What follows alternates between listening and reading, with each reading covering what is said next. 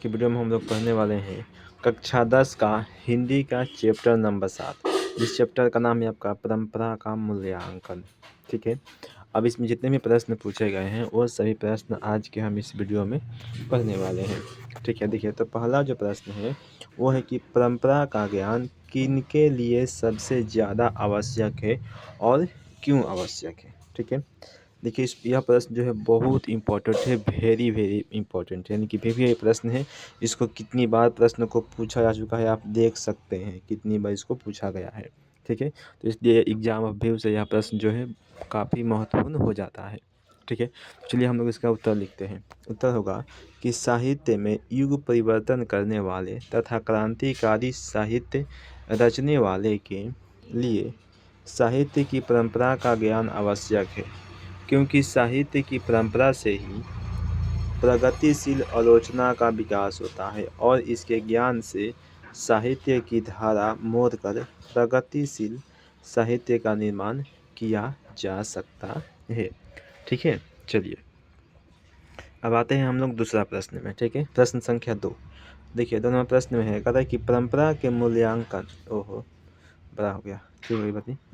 परंपरा के मूल्यांकन में साहित्य के वर्गीय आधार का विवेक लेखक क्यों महत्वपूर्ण मानता है। ठीक है, चलिए इसका उत्तर हम लोग लिखेंगे उत्तर में कि परंपरा के मूल्यांकन में साहित्य के वर्गीय आधार का विवेक को लेखक इसलिए महत्वपूर्ण मानते हैं क्योंकि जो साहित्य जिन वर्गों की देखरेख में रचा गया है वह उनके वर्ग हितों को प्रतिबिंब करता है। जैसे श्रमिक वर्ग का प्रतिबिंब हमें शोषक वर्गों के विरुद्ध मिलता है। इससे हमें यह पता चलता है कि देखिए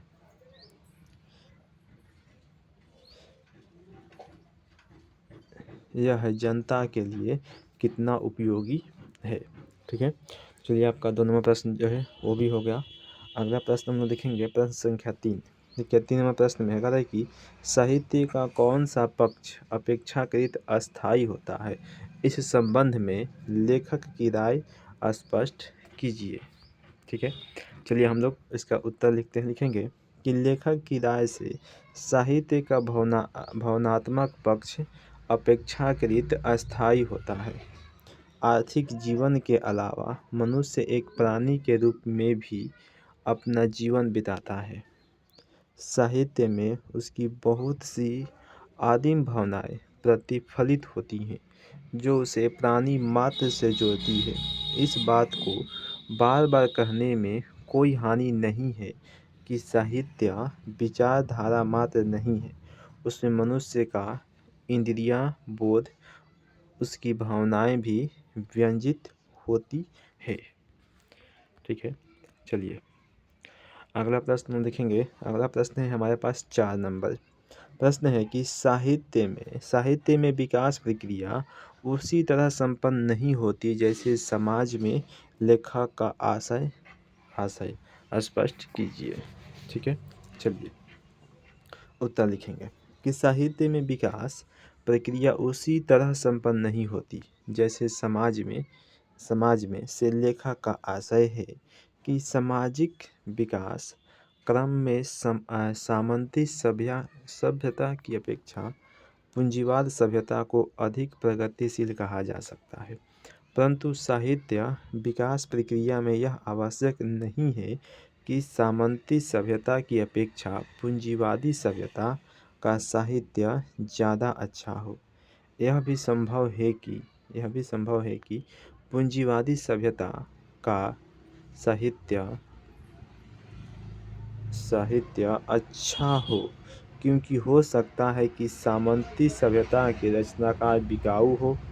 साहित्य में कुछ भी संभव हो सकता है। ठीक है, चलिए अगला प्रश्न हम लिखेंगे 5 नंबर। प्रश्न है कि लेखक मानव चेतना को आर्थिक संबंधों से प्रभावित मानते हुए भी उसकी सापेक्ष स्वाधीनता किन दृष्टांतों द्वारा प्रमाणित करता है। ठीक है, चलिए इसका उत्तर लिखेंगे लेखक मानव चेतना को आर्थिक संबंधों से प्रभावित मानते हुए उसकी सापेक्ष स्वाधीनता स्वीकार करता है। आर्थिक संबंधों से प्रभावित होना एक बात है, उनके द्वारा चेतना का निर्धारित होना और बात है। भौतिकवाद का अर्थ भाग्यवाद नहीं है। सब कुछ परिस्थितियों द्वारा अनिर्वात निर्धारित नहीं हो जाता। यदि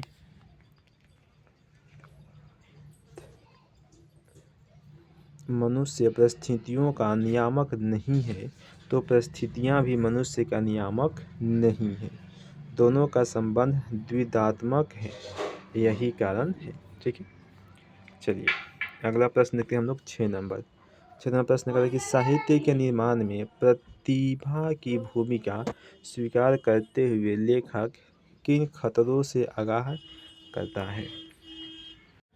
चलिए इसका उत्तर हम लोग लिखेंगे उत्तर में कि साहित्य के निर्माण में प्रतिभा की भूमिका स्वीकार करते हुए लेखक इन खतरों से आगाह करते हैं कि यह आवश्यक नहीं है कि प्रतिभाशाली मनुष्य जो करते हैं वह सब अच्छा ही होता है या उनके श्रेष्ठ कृतित्व में कोई दोष नहीं होता। कला का पूर्णतः निर्दोष होना भी एक दोष है। ऐसी कला निर्जीव होती है।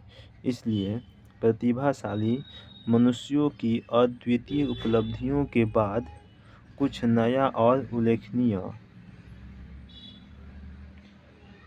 करने की गुंजाइश बनी रहती है। ठीक है, चलिए अगला प्रश्न देखते हैं हम लोग 7 नंबर। चलिए देखिए प्रश्न संख्या 7 है, कह रहा है कि राजनीतिक मूल्यों से साहित्य के मूल्य अधिक अस्थायी कैसे होते हैं। ठीक है, चलिए इसका उत्तर लिखेंगे राजनीतिक मूल्यों से साहित्य के मूल्य अधिक अस्थायी होते हैं। जैसे हम ब्रिटिश साम्राज्य को लें तो वह तो समाप्त हो गया, परंतु शेक्सपियर, मिल्टन, शेली इत्यादि विश्व की संस्कृति के आकाश में जगमगाते ही रहते हैं। यहाँ तक कि इनके प्रकाश में बढ़ोतरी हुई है कि कमी हुई है। अर्थात राजनीति में बदलाव संभव है, लेकिन साहित्यकार जो कुछ हमें दे गए उसमें बदलाव संभव नहीं है। ठीक है, वह क्या है तो वह अस्थायी होता है। चलिए देखिए अगला प्रश्न है हमारे पास 8 नंबर का, है कि लेखक किस प्रसंग में जातीय अस्मिता का उल्लेख करता है और उसका क्या महत्व है। उत्तर लिखेंगे कि साहित्य के विकास में प्रतिभाशाली मनुष्यों के महत्व के प्रसंग में लेखक ने जातीय अस्मिता का उल्लेख किया है। वे कहते हैं कि साहित्य के विकास जन समुदायों और जातियों की विशेष भूमिका होती है। जन समुदाय जब एक व्यवस्था से दूसरी व्यवस्था में प्रवेश करते हैं तब उनकी अस्मिता नष्ट नहीं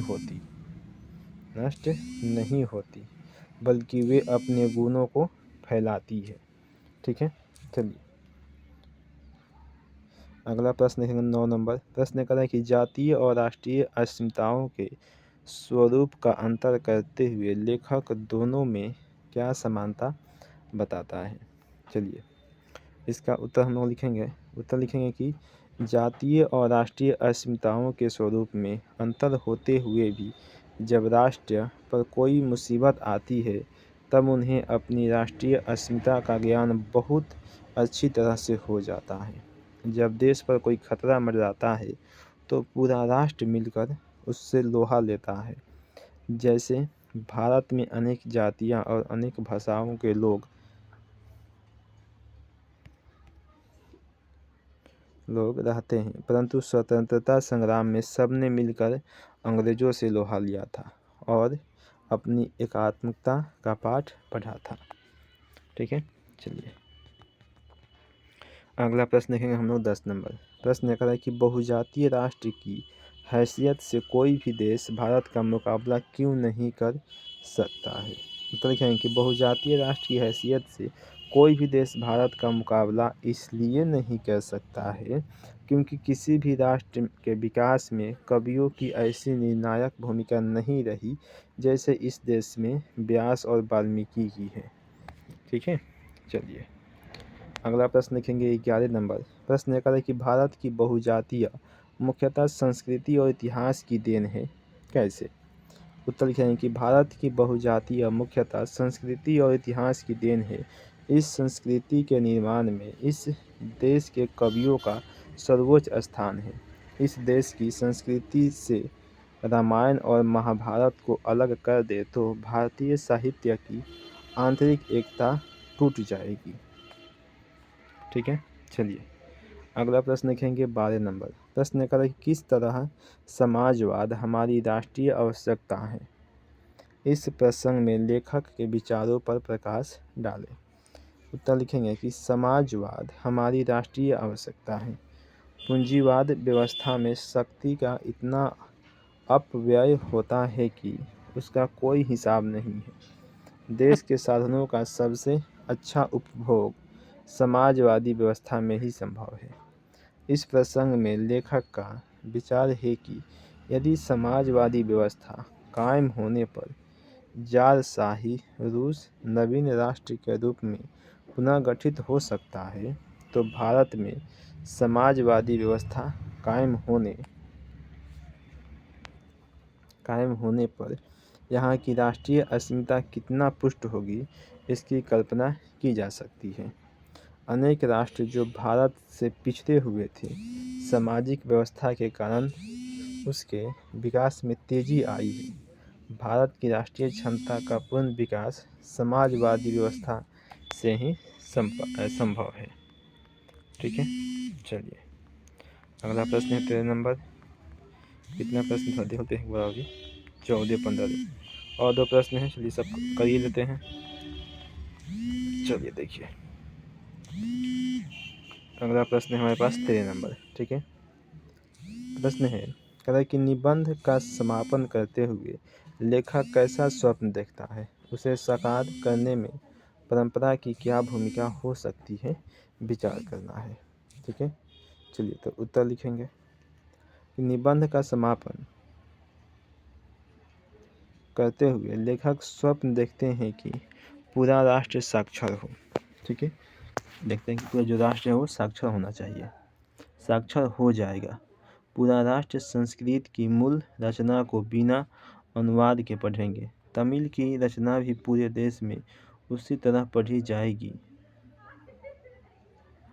भारत की राष्ट्रीय क्षमता का पूर्ण विकास समाजवादी व्यवस्था में संभव है और साहित्य की परंपरा का ज्ञान भी समाजवादी व्यवस्था में ही संभव है। इसे साकार करने में परंपरा की ही भूमिका होगी। समाजवादी संस्कृति पुरानी संस्कृति से नाता नहीं तोड़ती, अपितु उसे आत्मसात करके आगे बढ़ती है। जब पूरे देश में सभी भाषाओं का अध्ययन होगा, तब सभी भाषाओं से हमारा परिचय गहरा होगा। तब मानव संस्कृति की विशद धारा में भारतीय साहित्य की गौरवशाली परंपरा का नवीन योगदान होगा।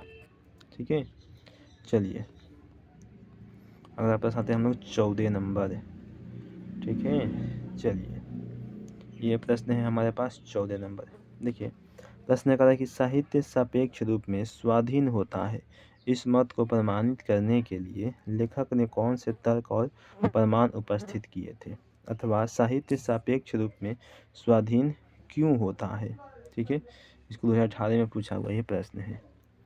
चलिए तो देख लीजिए इसका उत्तर। आप लोग देख, इसको हम नहीं पढ़ेंगे, आप लोग आराम से देख लीजिए, बस आप समझ लीजिएगा। ठीक है, चलिए हो गया। अब 15 नंबर भी है, इसको भी देख लीजिए, मैं छोटा कर देता हूँ थोड़ा सा। ये प्रश्न है आपका और ये इसका उत्तर है। ठीक है, चलिए आपका हो गया 15 तक, आज हो गया 15, यानी कि चैप्टर 7 आप लोग का आज समाप्त हो गया। अगले वीडियो में हम लोग पढ़ेंगे चैप्टर नंबर 8, जित जित मैं निखरत हूँ। ठीक है, चलिए आप लोग को ये वीडियो अच्छा लगा हो तो प्लीज़ आप लोगों से रिक्वेस्ट है वीडियो को लाइक ज़रूर करें और शेयर ज़रूर करें। ठीक है।